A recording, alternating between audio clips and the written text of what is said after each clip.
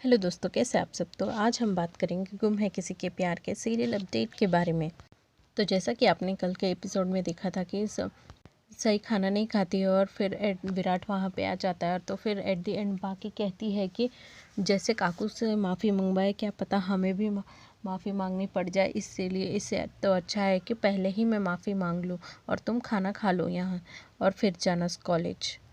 तो सही कहती है कि कोई मुझे खाना खाने के लिए नहीं बोल रहा था, मुझे इनफैक्ट ताने सुनाया जा रहा था यहाँ पे।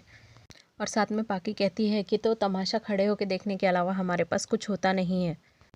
फिर विराट कहता है कि क्या ये सच है कि जब वो सही खाना खिला रही थी खाना खा रही थी उषा ताई के हाथ से, तो और तुम यहीं पे खड़े खड़े होके तुम देख रही थी और उसका मजाक उड़ा रही थी। तो पाकी कहती है सही कोई छोटी बच्ची नहीं है कि उसका वो जब वो स्कूल जाने के लिए लेट हो जाए तो उसको कोई ऐसे पकड़ के खिलाए। तो फिर यहाँ पे सलोनी के हस्बैंड बोलते हैं कि बरोबर बोल रही हो पत्रलेखा, तुम यहाँ पे तो सारा काम कर पत्रलेखा और करिश्मा संभालती है और यहाँ तक कि सही के हिस्से का भी तो सही जवाब देती है। एक दिन मैं लेट हो गई क्योंकि पूरी रात में पढ़ाई कर रही थी, आज मेरा एग्ज़ाम है और आप सबको भी पता है कि आज पूरे दिन मुझे बिल्कुल टाइम नहीं मिलेगा, इसलिए मैं खाना खा के जा रही थी। लेकिन आपको ये सब कैसे बर्दाश्त होगा कि मैं एक दिन बिना काम किए रह जाऊँ। और साथ में कहती है कि मैं वादा करती हूँ कल से मैं अपने हिस्से का काम करके ही कॉलेज जाऊँगी। और इसके बाद वो वहाँ से कॉलेज जाने के लिए रेडी रहती है। तो विराट कहता है आओ मैं तुम्हें कॉलेज छोड़ देता हूँ। तो सही कहती है नो थैंक्स, मैं बस से चली जाऊँगी, और वो वहाँ से चली जाती। पत्रलेखा फिर बीच में बोलती है कि तुमने सही का साथ दिया और उसने तुम्हारा ही बेइज्जती कर दी। और पत्रलेखा के इस बात पे बोलने पे विराट कहता है बस करो, उसको सिर्फ खाना खा के जाना था ना, और तुम लोग इस बात को आगे मत बढ़ाओ। और फिर विराट बाद में ये भी बोलता है कि जिस परिवार में अन्न का अनादर नहीं होता है उस परिवार में आज एक इंसान को खाना खाने से रोका। तो इसके जवाब में ताई तो शांत रहती है, लेकिन पाकी कहती है कि ताई कुछ नहीं कर रही थी, बस सई को एक लेसन सिखा रही थी और वो किसी का यहाँ अनादर नहीं कर रही थी। दूसरी तरफ सई कॉलेज पहुंच जाती है और वो एक इंसान से टकरा जाती है और उसके बुक्स वगैरह सब गिर जाते हैं। तो इसके बाद सई उस फाइल को उठाती है तो देखती है उनका नाम डॉक्टर पुलकित रहता है। ऊपर से फिर उन दोनों के बीच में थोड़ी सी बातचीत होती है। तो वो बोलते हैं कि मैं तो आपको दी सई जोशी हो ना आप, मैं तो जानती हूँ यहाँ पे एक छोटा सा बॉय है जो बताया था कि एक छोटी सी गाँव की लड़की है और वो उसने एंट्रेंस एग्ज़ाम में झंडे गाड़े हैं, तो मैं आपको जानता हूँ। और साथ में ये भी कहते हैं कि मैं यहाँ का गेस्ट लेक्चरर हूँ। इसके बाद डॉक्टर पुलकित सई से पूछते हैं कि काफ़ी छोटी उम्र में तुमने शादी नहीं कर ली। तो फिर सई अपना सारा सैड स्टोरी सुनाती है। तो पुलकित ये सब सुन के बोलते हैं कि ज़िंदगी भी अजीब है, पहले लोगों को करीब लाती है फिर उनसे दूर कर देती है। इसके बाद में डॉक्टर पुलकित कहते हैं कि तुम बहुत लकी हो कि तुम्हारे ससुराल वाले तुम्हारे ड्रीम को पूरा करने में पूरी मदद कर रहे हैं। तो फिर सही बोलती है कि ससुराल का तो मैं कुछ नहीं कह सकती, लेकिन मेरे हस्बैंड ज़रूर मॉडर्न ख्यालात के हैं और मुझे बहुत सपोर्ट करते हैं। और फिर दोनों गेस्ट लेक्चर के लिए अंदर चले जाते हैं क्लासरूम में। दूसरी तरफ आप देखेंगे कि पाकी के रूम में वो कुछ अपना काम कर रही होती है और इतने में करिश्मा एंट्री मारती है और कहती है कि थैंक यू, आपने मेरा सुबह साथ दिया, वरना सही तो मुझे आज फंसा ही देती। करिश्मा कहती है कि जिस तरह से आप उनको ताने मारती हैं, उनकी बेइज्जती करती है, मुझे तो बहुत अच्छा लगता है। इसके बाद पाकी बोलती है कि क्या ये बात सच है कि जो सही सुबह बोल रही थी वो सच है एकदम कि। तो करिश्मा कहती है क्या बात, कि यही कि जिस दिन वो इस घर में आई थी तुमने कहा था कि मुझसे बच के रहना।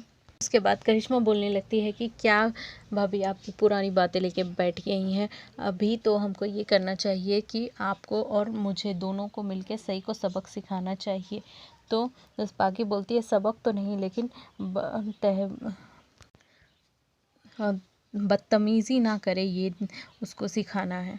दूसरी तरफ सही कॉलेज से वापस आ चुकी होती है और वो अपने रूम में पढ़ाई कर रही होती है। इतने में देवी ताई वहाँ पे आ जाती है और वो कपकेक्स देख के बोलती है मैं खाऊं। फिर पूछती है चाय क्यों नहीं पी रही हो, तो वो सही बोलती है मुझे नहीं पीना है।